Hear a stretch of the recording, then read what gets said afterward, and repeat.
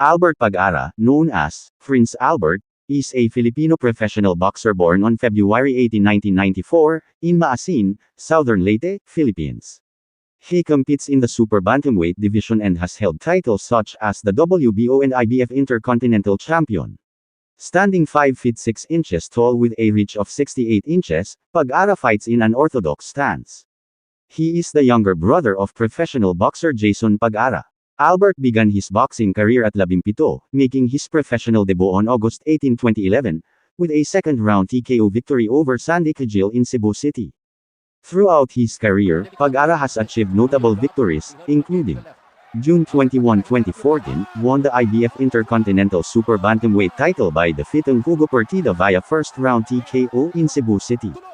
August 7, 2015, defended his IBF Intercontinental title with a first-round TKO against Jesurius in Dubai, UAE. October 17, 2015, secured a sixth-round knockout over William Gonzalez in Carson, California, retaining his IBF Intercontinental title. Si Albert Pag-ara ay isang Pilipinong boksingero na kilala sa kanyang bilis, lakas ng suntok, at agresibong estilo sa ring.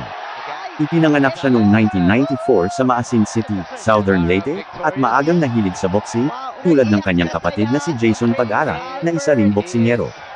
Pagkatao ni Albert Pag-ara, masipag at determinado. Kilala si Albert sa kanyang sipag sa ensayo at determinasyon na maging isa sa pinakamahusay na boksingero sa bansa. Mapagkumbaba sa kabila ng kanyang tagumpay sa boxing, nananatili siyang simple at hindi mayabang.